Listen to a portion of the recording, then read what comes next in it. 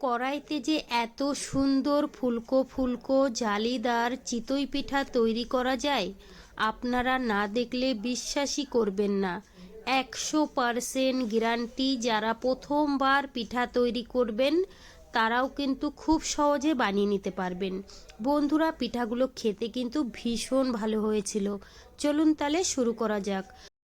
এখানে একটা কড়াই নিয়েছি, কড়াইয়ে নিয়ে নেব 1.5 কাপ শুকনো চালের গুঁড়ো, দিয়ে দেব পরিমাণ মতো লবণ। লবণটা দিয়ে খুব ভালো করে প্রথমে মিশিয়ে নিতে হবে। খুব ভালো করে মিশিয়ে নিয়েছি। এবার দিয়ে দেব এখানে জল। বন্ধুরা, জলটা কিন্তু অবশ্যই কুসুম গরম নিতে হবে। প্রথমে আমি 1 কাপ দিয়ে দিলাম, আবারও কিন্তু 1/2 কাপ দিয়ে দেব। এবার কিন্তু 2 থেকে 3 মিনিট সময় ধরে খুব ভালো করে মিশিয়ে নিতে হবে। খুব ভালো করে আমি এখানে মিশিয়ে নিলাম। এবার আমি ঢেকে রাখবো 10 মিনিটের জন্য। 10 মিনিট হয়ে গেছে, ঢাকনাটা তুলে আবার একটু মিশিয়ে নিয়েছি। এখানে একটা মিক্সারের বাটি নিয়েছি। এবার কিন্তু ব্যাটারটা নিয়ে নিতে হবে। তারপরে কিন্তু মিক্সারে একটু ঘুরিয়ে নেব। এইভাবে মিক্সারে ঘুরিয়ে নিয়ে চিতই পিঠা তৈরি করলে কিন্তু চিতই পিঠাগুলো খুবই ফুলকো ফুলকো জালিদার তৈরি হবে। দেখুন বন্ধুরা, ব্যাটারের মধ্যে কিন্তু কোনো রকম দানা ভাব নেই। আপনারা কিন্তু দেখেই বুঝতে পাচ্ছেন। এখানে কিন্তু আমি আরও 1/2 কাপ কুসুম গরম জল দিয়ে দিলাম। চিতই পিঠার ব্যাটারটা কিন্তু অবশ্যই পাতলা করে তৈরি করতে হবে। জল দিয়ে খুব ভালো করে আমি মিশিয়ে নিলাম। এখানে আমার 2 কাপের থেকে একটু বেশি জল লেগেছে। এবার দিয়ে দেবো এখানে আমি 1/2 চামচ বেকিং পাউডার।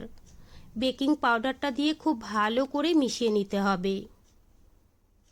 গ্যাসে একটা কড়াই বসিয়ে দিয়েছি। কড়াইটা প্রথমে খুব ভালো করে গরম করে নিতে হবে। তারপরে কিন্তু এখানে একটু তেল আর জল খুব ভালো করে লাগিয়ে নিয়েছি। এবার কিন্তু এখানে আমি 1/2 বাটি ব্যাটার দিয়ে দিলাম। ব্যাটার দিয়ে মিডিয়াম গ্যাসে ঢেকে রাখবো 2 থেকে 2.5 মিনিট। 2 থেকে 2.5 মিনিটেই কিন্তু পিঠাটা খুব সুন্দরভাবে তৈরি হয়ে যাবে। 2.5 মিনিট পরে আমি ঢাকনাটা খুলে নিয়েছি। আপনারাই দেখুন প্রথম পিঠাটা কত সুন্দরভাবে তৈরি হয়েছে। সেমভাবে কয়েকটা পিঠা আপনাদের আমি বানিয়ে দেখাবো। সবগুলো পিঠাই কিন্তু একই রকমভাবে ফুলকো ফুলকো জালিদার তৈরি হবে। বন্ধুরা, 2 নাম্বার পিঠাটাও কিন্তু খুব সুন্দরভাবে তৈরি হয়ে গেল। বন্ধুরা, 3 থেকে 4টে পিঠা আপনাদের আমি বানিয়ে দেখাবো। সবগুলো পিঠাই কিন্তু একই রকমভাবে ফুলছে। সবগুলো পিঠা আমি তৈরি করে নিয়েছি। এবার একটা প্লেটের মধ্যে সাজিয়ে নেব। দেখুন বন্ধুরা, পিঠাগুলো কতটা সুন্দর হয়েছে। আর একটা পিঠাও কিন্তু পুড়ে যায়নি। সবগুলো পিঠাই কিন্তু একই রকমভাবে ফুলেছে আর ফুলকো ফুলকো হয়েছে। আর কতটা নরম তুলতুলে হয়েছে। বন্ধুরা, এই পিঠাগুলো দুধে ভিজালে কিন্তু খেতে ভীষণ ভালো লাগবে। আমি কিন্তু একটা পিঠা আপনাদের ভেঙেও দেখিয়ে দেব ভিতরটা কতটা জালিদার হয়েছে। তো বন্ধুরা, দেখুন আপনারাই কতটা সুন্দর হয়েছে। আমার রেসিপি কেমন লেগেছে কমেন্ট করে জানাবেন। ভালো লাগলে প্লিজ আমাকে সাপোর্ট করবেন।